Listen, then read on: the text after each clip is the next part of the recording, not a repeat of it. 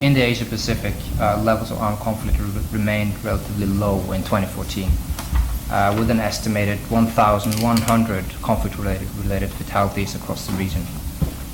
China, however, experienced an increase in terrorist attacks by Uyghur separatists, not just in Xinjiang, but also in locations such as Kunming in southwest China, resulting in around 400 fatalities, most of them were civilians.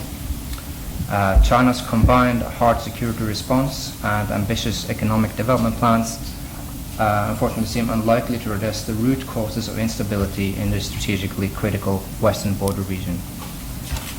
Conflict continued at a medium intensity in Myanmar, and the peace process between Naypyidaw and the majority of Myanmar's armed ethnic minority groups saw significant progress until the end of 2014, when clashes increased again.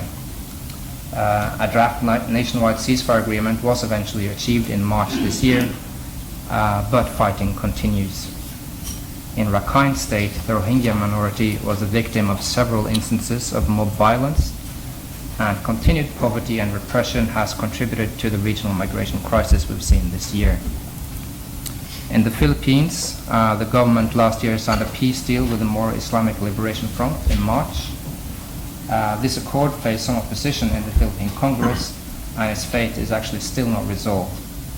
An MILF splinter group, the Bangsamoro Islamic Freedom Fighters, have continued fighting for an independent Muslim Sharia state. Meanwhile, the Philippine security forces continued their operations against the Abu Sayyaf group, some of whose members declared allegiance to the Islamic State, and the Maoist New People's Army also continued its low-level insurgency.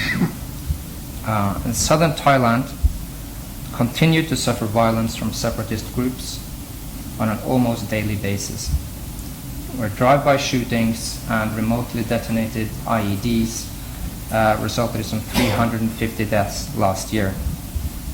Thailand's military government sought to renew peace talks with Malaysia as facilitator, but the fragmented nature of the insurgency makes this very difficult.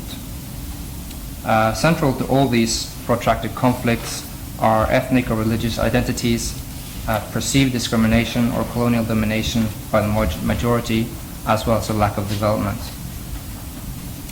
Additionally, peace processes in the region are made exceedingly complex by the existence of multiple armed groups with differing priorities and preferences for peace, and the lack of effective or trusted institutions on the ground in conflict areas makes governance and peace building difficult.